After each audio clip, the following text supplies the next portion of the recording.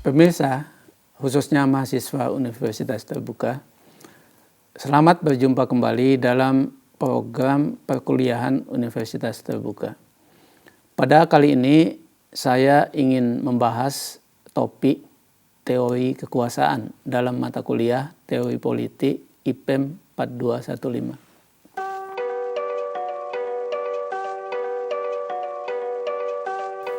Nah, sebagaimana kita ketahui, kehidupan kolektif kita itu sangat dipengaruhi oleh kekuasaan. Kekuasaan itu pemahamannya atau pengertiannya luas sekali. Nah, oleh sebab itu, pada kesempatan ini saya ingin membatasi bahwa diskusi atau kuliah kita ini berkait dengan kekuasaan dalam kehidupan politik. Sebab mata kuliah kita adalah mata kuliah teori politik. Nah, kekuasaan politik tentu saja berbeda dengan kekuasaan yang non-politik, kekuasaan sosial atau kekuasaan di bidang budaya. Nah, perbedaan pokok di antara kekuasaan politik dan kekuasaan yang bukan politik tentu saja adalah bahwa kekuasaan politik itu bersifat otoritatif. Otoritatif maksudnya adalah bahwa dia absah, dia wajib diikuti oleh segenap komunitas politik yang bersangkutan. Nah, sebaliknya kekuasaan yang non-politik itu saya katakan tidak selalu bersifat otoritatif. Sebagai contoh, kekuasaan yang dimiliki oleh ketua adat itu hanya berlaku bagi wilayah adat yang bersangkutan. Kekuasaan yang dimiliki oleh ulama atau kiai atau pastor atau pendeta juga hanya berlaku bagi umatnya, tidak berlaku bagi semua. Nah, kekuasaan politik itu berlaku bagi semua. Dia bersifat lintas agama, lintas golongan, lintas politik, lintas segala macam. Nah, sekarang kita akan mendiskusikan apa itu kekuasaan politik. Kemudian apa saja sumber kekuasaan, aspek dan dimensi kekuasaan. Kemudian juga dampak kekuasaan bagi kehidupan kolektif. Nah, kita mulai dengan yang pertama, apa itu kekuasaan politik? Nah, kekuasaan politik pada dasarnya adalah kekuasaan untuk mempengaruhi proses pengambilan keputusan atau kekuasaan untuk mempengaruhi pembuatan kebijakan. Sebab kekuasaan politik itu memang konteksnya adalah bagaimana kehidupan kolektif dalam suatu negara, dalam suatu masyarakat itu bisa diorganisasikan, bisa dikelola antara yang memerintah dan yang diperintah, antara yang memiliki kekuasaan dan yang memberikan mandat pada penguasa. Nah, di dalam konteks kekuasaan politik ini tentu saja selalu ada apa yang disebut sebagai kelompok penguasa atau kelas penguasa, dan selalu ada yang disebut sebagai kelompok masyarakat atau kelompok yang dikuasai, kelompok yang memberikan mandat pada kelas penguasa atau kelompok penguasa. Nah, pemberian mandat kelompok masyarakat pada umumnya kepada penguasa atau kelas penguasa itu biasanya dilakukan melalui pemilihan umum. Jadi pemilu adalah wadah atau momentum untuk memberikan mandat pada penguasa, untuk memberikan legitimasi pada penguasa untuk memerintah suatu masyarakat, suatu negara dalam masa tertentu yang disepakati. Masa tertentu yang disepakati itu tentu saja adalah masa jabatan. Nah, masa jabatan itu sesuai dengan kesepakatan. Kesepakatan di dalam apa? Ya bisa di dalam konstitusi, bisa di dalam undang-undang dan lain sebagainya. Dan masa jabatan itu bisa berbeda-beda pada setiap negara. Di kita misalnya 5 tahun, misalnya kita contohkan saja jabatan presiden itu 5 tahun. Tapi di Amerika Serikat itu cuma 4 tahun. Tapi di Filipina itu 6 tahun. Jadi itu berbeda-beda masa jabatan sesuai dengan kesepakatan yang kemudian dituangkan dalam kontrak sosial dalam bentuk konstitusi. Nah, kekuasaan politik itu memiliki level atau memiliki tingkat yang paling tinggi dalam suatu sistem politik tentu saja adalah di level nasional. Kemudian di bawahnya bisa di level regional, bisa di level lokal. Nah, cakupan kekuasaan masing-masing level ini, masing-masing tingkat ini tentu berbeda satu sama lain. Makin tinggi tingkat atau levelnya, makin luas jangkauan kekuasaannya. Nah, begitu pula sebaliknya. Nah, selanjutnya kita membahas asal-usul atau sumber kekuasaan. Secara umum, sumber kekuasaan itu ya sebetulnya hanya 2 ya. Yang pertama, sumber kekuasaan itu dari Tuhan ya. Jadi ada kepercayaan atau keyakinan bahwa satu-satunya sumber kekuasaan ya Tuhan lah, nggak ada yang lain. Tapi juga ada pendapat yang mengatakan bahwa sumber kekuasaan itu adalah rakyat atau demos. Rakyat itulah sumber kekuasaan.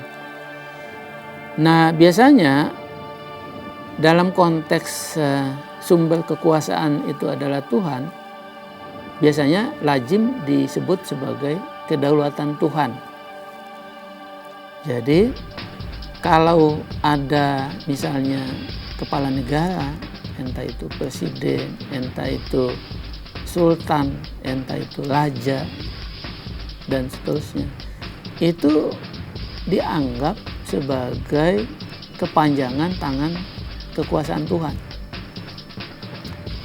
Tapi di sisi lain ada juga keyakinan, pandangan, kepercayaan bahwa sumber kekuasaan itu bukan Tuhan, tapi masyarakat itu sendiri.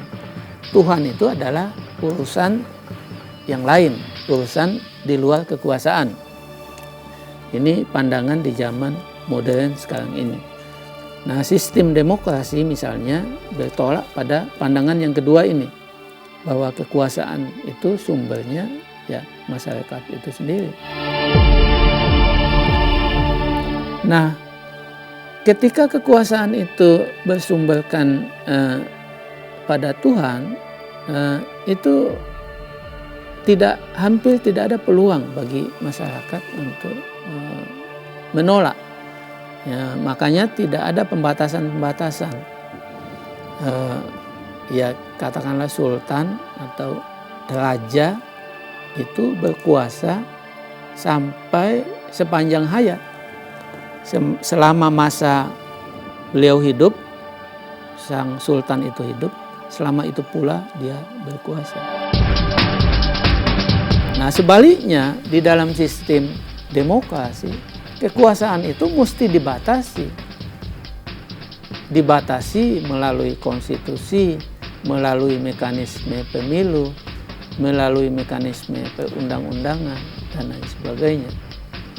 Sebab bagaimanapun kekuasaan itu kan sumbernya dari demos, dari rakyat. Nah, kalau demos atau masyarakat atau rakyat tidak lagi memberikan mandat, tidak lagi memberikan kepercayaan, tentu tidak layak bagi penguasa untuk mempertahankan kekuasaannya. Nah, selanjutnya yang ingin saya kemukakan adalah bagaimana pengelolaan kekuasaan itu dilakukan dalam kehidupan kolektif, khususnya di dalam sistem demokrasi. Nah, supaya kehidupan politik atau kehidupan kolektif itu sehat, maka kekuasaan itu didistribusikan, dibagi-bagi. Jadi biasanya dikenal 3 cabang utama kekuasaan.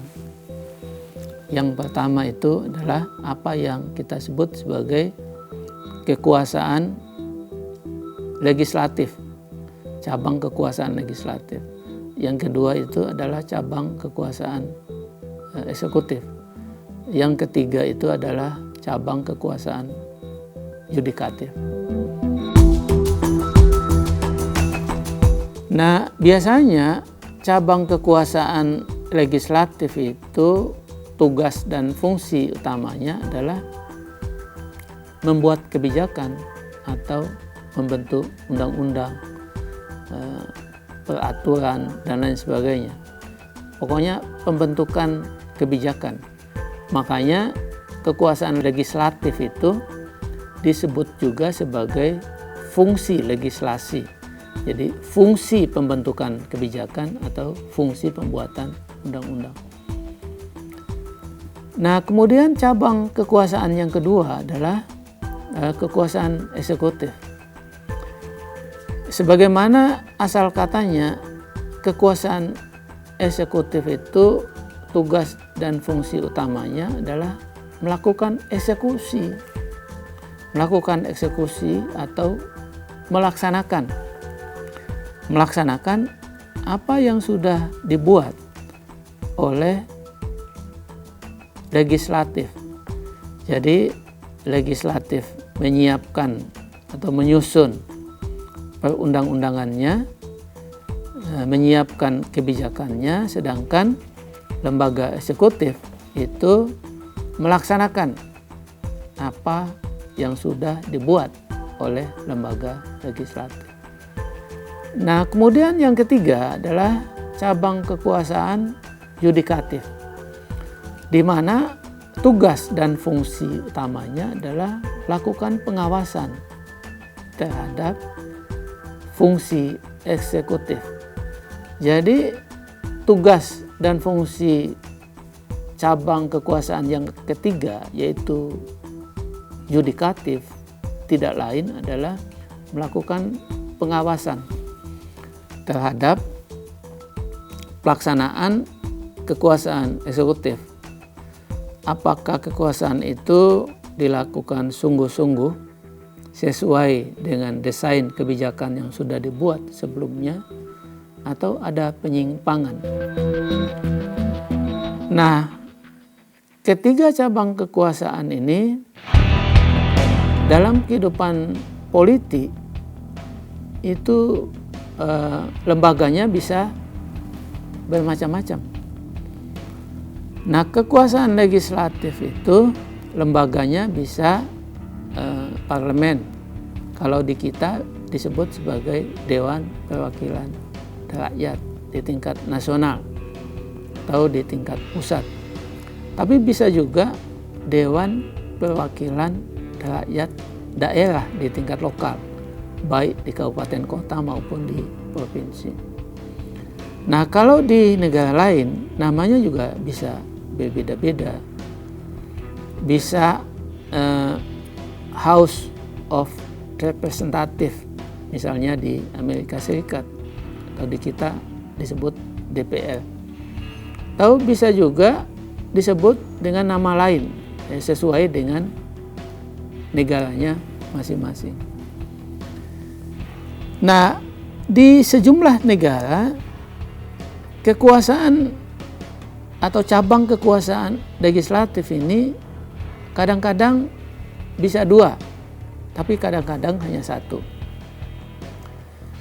Nah, yang bisa 2 itu lazimnya dikenal sebagai, yang satu disebut majelis tinggi, yang satu lagi disebut sebagai majelis terendah. Nah, majelis tinggi itu nama lainnya bisa senat, bisa macam-macam pula.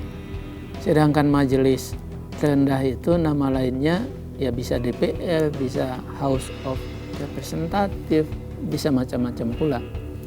Tapi pada intinya adalah yang ingin saya kemukakan, kekuasaan yang sifatnya legislatif itu bisa bersifat bikameral atau dengan sistem 2 majelis tadi, majelis tinggi, majelis terendah, bisa juga bersifat 1 majelis atau monokameral.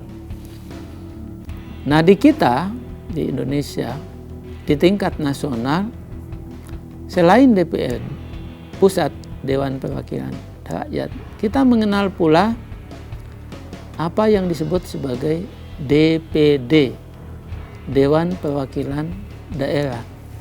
Itu adalah wakil-wakil daerah di tingkat nasional.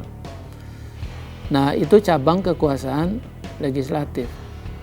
Kemudian cabang kekuasaan eksekutif, ya namanya bisa macam-macam pula.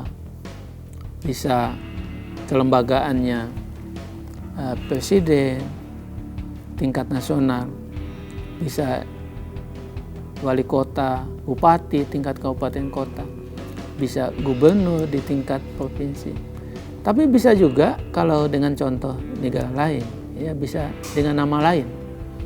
Mungkin kabinet, perdana menteri, dan lain sebagainya. Nah, kemudian yang ketiga adalah cabang kekuasaan yudikatif. Cabang kekuasaan yudikatif ini lembaga-lembaganya bisa terkait dengan pengadilan, kehakiman, dan seterusnya ya.